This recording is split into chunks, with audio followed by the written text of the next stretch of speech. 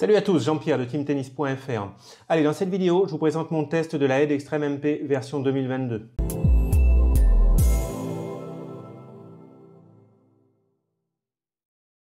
Allez, c'est parti sur cette Head Extreme MP version 2022. Donc cette raquette elle fait partie de la gamme Extreme de chez Head, qui propose des raquettes plutôt puissantes, orientées lift et assez confortables. On se regarde un petit peu les technologies qu'il y a sur cette raquette. Alors, Graphene 360+, technologie qui était déjà présente sur le modèle précédent. Le graphène, c'est un matériau qui est intéressant pour sa légèreté, en même temps pour sa solidité, pour avoir un bon retour d'énergie quand on frappe dans la balle. C'est intéressant pour le côté puissance sans trop se fatiguer. Et c'est intéressant en même temps pour avoir de la stabilité et du confort. Donc on retrouve ça sur cette version. Spin Grommets, ça concerne les œillets, les trous en plastique là, par lesquels passent les cordes, qui ont une forme spécifique destinée à favoriser la prise de lift. Donc les œillets qu'il y a ici en haut sont arrondis, mais ils sont assez larges, comme ça laisse bouger les cordes. C'est sympa pour la prise de lift et au passage pour la puissance. Et les œillets qu'il y a ici à hauteur de la zone de frappe, ils ont une forme allongée. Pareil, comme ça laisse de la liberté de mouvement aux cordes, intéressant pour le lift et au passage pour la puissance. Une technologie qui est vraiment intéressante là pour l'accès au lift. Et ensuite, il y a la technologie Oxetic, c'est donc la nouveauté sur cette version Head Extreme MP. Technologie Oxetic, ça correspond à l'utilisation d'un matériau qui a une propriété surprenante. C'est un matériau qui grossit quand on l'étire dans le sens de la longueur et qui s'amincit quand on le compresse. Donc c'est plutôt contre-intuitif comme comportement. C'est un matériau qui est utilisé dans d'autres domaines que le tennis, qui est apparu dans le tennis avec les raquettes Head Boom il n'y a pas très longtemps. Et là, c'est un matériau qui est placé au niveau du cœur de la raquette, donc pour améliorer les sensations de jeu et donner plus de confiance aux joueurs. Allez, avant de continuer, pour vos achats de matériel de tennis, comme d'habitude, je vous invite à aller chez mon partenaire Tennis Warehouse Europe ou alors Tennis Warehouse USA. Je suis partenaire avec ces deux sites. Et c'est très sympa si pour faire un achat sur ces sites, vous cliquez d'abord sur mon lien affilié, ça ne vous coûte rien de plus. Ça indique que vous venez de ma part et ça m'aide à continuer les vidéos que je fais sur YouTube. Je vous mets mes liens affiliés vers ces sites dans la description sous la vidéo. Vous pouvez aussi saisir l'une des adresses qui s'affiche directement sur la vidéo. Merci à tous. Allez, on enchaîne avec mes sensations de jeu sur le terrain et je commence avec la puissance de la raquette.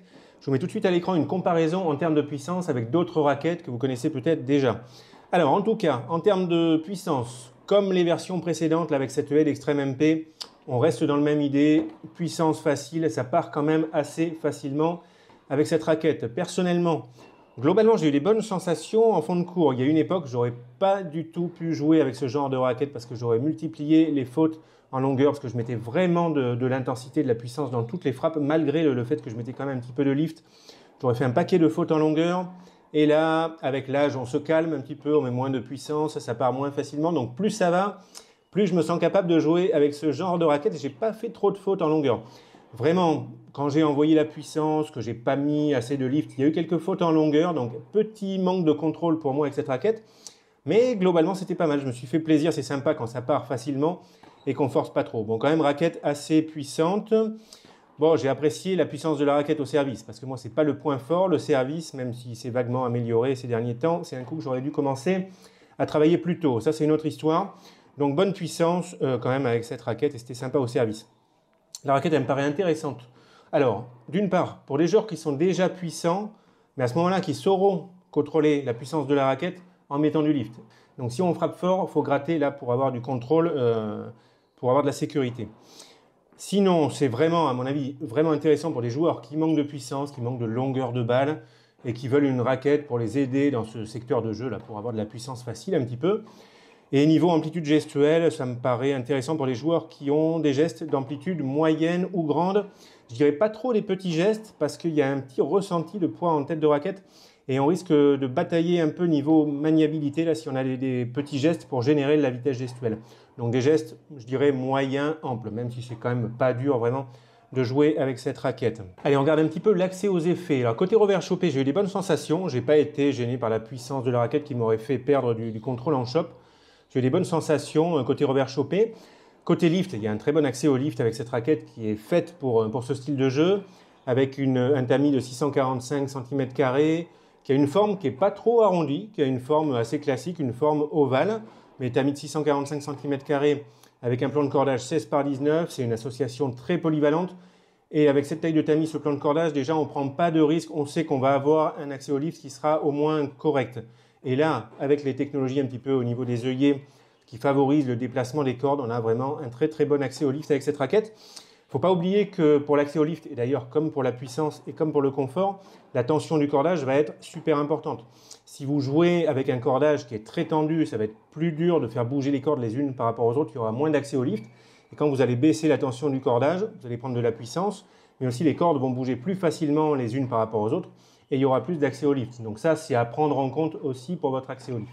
Allez, maintenant en termes de maniabilité, alors là on est sur une raquette qui pèse 300 grammes non cordée, équilibre 32 cm raquette non cordée, une association poids-équilibre qu'on voit très très souvent. Là, il n'y a vraiment rien d'extraordinaire. C'est comme sur la version précédente. Donc, c'est une valeur moyenne d'équilibre. Le swing weight, il a une valeur de 322. C'est moyen, là, c'est pas élevé. Donc, tout ça, ça permet à la raquette d'avoir une bonne maniabilité. Mais il y a quand même un petit ressenti de poids en tête. C'est pas comme si la raquette était super légère en tête et qu'on ne sente pas du tout de poids vers la tête de raquette. Donc, c'est important. Il y a quand même un petit ressenti de poids en tête de raquette. Je précise au passage, donc sur la version précédente, la Head Graphene 360 Plus Extreme MP, il y avait déjà cet équilibre à 32 cm, donc là on est à peu près sur les mêmes sensations en termes de maniabilité, d'équilibre. Et c'était une différence par rapport au modèle d'avant, la Head Graphene 360 Extreme MP, qui elle avait un équilibre à 32 cm et demi, raquette non cordée, donc un équilibre un petit peu plus en tête. Donc avec cette version et puis la précédente, on est revenu sur un équilibre plus neutre qui donne juste un petit ressenti de poids en tête. Allez, ensuite en termes de confort, j'ai bien aimé le confort de jeu avec cette raquette et la tolérance aussi. De toute façon, les raquettes Head Extreme, à chaque fois que je les ai essayées, je trouvais qu'il y avait un bon confort. Je trouvais la raquette agréable à jouer, il y a une bonne absorption, les vibrations, pas de souci de ce côté-là. Alors sur la Head Extreme MP, on a une rigidité qui est relativement moyenne de 66 RA. C'est intéressant pour le confort et en même temps, il y a un niveau de puissance qui est assez élevé. C'est ça qui est intéressant avec ces raquettes. Raquettes pas trop rigides et en même temps avec un bon niveau de puissance. Je trouve ça intéressant. Alors, il ne faut pas perdre de vue que le confort de jeu, il va être lié aussi fortement au cordage que vous allez utiliser et à la tension du cordage. Là, j'avais un multifilament pour mon test, un Technifibre X1 biphase en 1 mm 30, tendu à peu près à 23 kg. Donc ça, déjà, c'est très important pour le confort, mais surtout d'avoir une tension qui n'est pas trop élevée. Ça, c'est une raquette qui est orientée lift. Moi, ça ne m'a pas gêné de mettre un multifilament. J'avais quand même une bonne prise de lift. Après, si je continue comme ça, je risque de casser peut-être le cordage assez vite si je lifte beaucoup. Vous pouvez mettre un monofilament là-dessus, donc ce sera plus sympa pour la durée de vie, pour la prise de lift aussi. Le monofilament polyester, c'est mieux pour jouer lifté. Il faut faire attention de ne pas se défoncer le bras, tout simplement, avec des tensions qui seraient trop élevées. Donc, je le dis au passage, si vous mettez du monofilament polyester, faites attention, baissez la tension au maximum tant que vous avez un bon contrôle, histoire d'avoir, vous aurez solidité, prise de lift et en même temps du confort. Et ce sera sympa pour ne pas se blesser. Allez, avant de terminer, on va se faire quelques comparaisons. Je vais commencer par comparer cette raquette avec la Head Extreme Tour. Alors la Head Extreme Tour, tamis plus petit, poids un tout petit peu plus élevé, elle donne moins de puissance que la Head Extreme MP. Ça va correspondre plus à des joueurs qui sont plutôt puissants, qui recherchent un côté contrôle, une puissance un petit peu réduite de la raquette, même si la Head Extreme Tour, elle a un bon niveau de puissance. Alors j'ai trouvé la maniabilité de la Head Extreme Tour supérieure à celle de la Head Extreme MP, alors qu'elle fait 5 grammes de plus, mais elle a un équilibre plus en manche, 31 cm et demi. Donc moi, j'ai clairement trouvé la maniabilité meilleure avec la Head Extreme Tour. Accès au lift excellent avec les deux raquettes, un peu supérieur avec la Head Extreme MP qui a un tamis un petit peu plus grand. Et j'ai trouvé les deux raquettes très confortables. Donc essentiellement, moins de puissance avec la Head Extreme Tour, plus de maniabilité. Je compare avec d'autres raquettes un peu dans le genre de celle-ci. Il y a la Babola Pure Aero 2023, raquette orientée lift. Je trouve la puissance un tout petit peu inférieure avec la Babola Pure Aero 2023. Accès au lift proche, maniabilité proche. Et j'irais peut-être un petit peu plus de confort avec la Head Extreme MP. C'est pas super éloigné, mais peut-être un petit peu plus confortable. Yonex V-Core 100. Normalement, c'est une raquette orientée lift chez Yonex. Je dirais qu'elle est un petit peu moins puissante que celle-ci. Un peu moins d'accès au lift, même s'il est vraiment correct avec la Yonex. Et un petit peu moins aussi de ressenti de poids en tête et confort similaire. Head Speed MP, parce qu'on est chez Head et c'est relativement proche de celle-ci, on peut se demander. Donc elle est un petit peu moins puissante, la Head Speed MP, c'est plus polyvalent on va dire. Accès au lift qui est un petit peu inférieur, mais c'est correct avec la Speed. Je trouve la Speed un peu plus maniable, moins de ressenti de poids en tête, alors que poids équilibre identique, et confort semblable. C'est un petit peu plus polyvalent, un tout petit peu plus contrôle, la Speed MP. Et Head Boom MP, c'est un peu dans le genre puissance lift. Je dirais puissance similaire, accès au lift proche, par contre plus maniable. La Boom MP, elle est plus légère, 295 grammes, et le confort est relativement proche. Allez les amis, on conclut donc sur cette Head Extreme MP version 2022. Bon, une raquette qui reste dans la même idée que les versions précédentes de la Head Extreme MP, puissance, lift, confort. On va voir un petit peu à qui je conseillerais cette raquette. En termes de niveau de jeu, je dirais niveau intermédiaire ou avancé, mais il y a beaucoup de joueurs qui peuvent jouer avec cette raquette qui n'est pas difficile à jouer, avec sa puissance facile. Je dirais 4e série jusqu'à début de seconde série, pourquoi pas plus loin en seconde série, si on a besoin de puissance facile et qu'on ne veut pas une raquette trop lourde. Côté débutant, je dirais pourquoi pas pour les débutants sportifs. Je pense que ça peut passer, mais bon, il faut être quand même en bonne forme physique, des débutants, jeunes, sportifs. Sinon, c'est moins risqué, on va dire, de voir du côté de la Head Extreme Team L, 265 grammes non cordée. Là, c'est très léger. Pour débuter, c'est quand même mieux. Ou alors la Head Extreme MPL qui fait 285 grammes, un poids plus intermédiaire qui peut convenir aussi, je pense, quand on débute. Et aussi pour des joueurs de niveau intermédiaire, mais qui veulent une raquette un petit peu plus légère que celle-ci, avec les mêmes sensations puissance lift. Des joueurs, en tout cas, qui veulent une raquette avec un bon niveau de puissance, qui veulent que ça parte quand même assez facilement. Des joueurs avec un style de jeu puissant et lifté, c'est fait pour vraiment cette raquette. Si vous mettez de la puissance sans lift, vous risquez de manquer de contrôle. Il faut vraiment maîtriser le niveau contrôle pour envoyer, pour mettre de la puissance, si on ne gratte pas au moins un peu la balle pour mettre du lift. Donc je dirais si vous mettez de la puissance, il faut gratter, mettre du lift pour garder sécurité, contrôle. Sinon, style de jeu polyvalent et semi-puissant, ça peut passer aussi.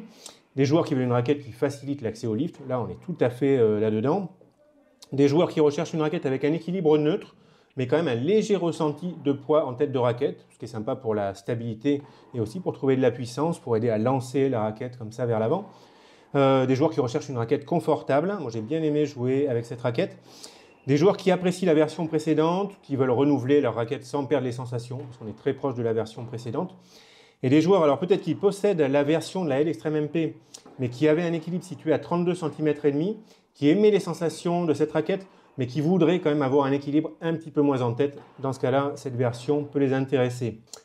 Les amis, je m'arrête là pour ce test. Si j'ai oublié des choses, si vous avez des questions, n'hésitez pas, envoyez-moi un commentaire.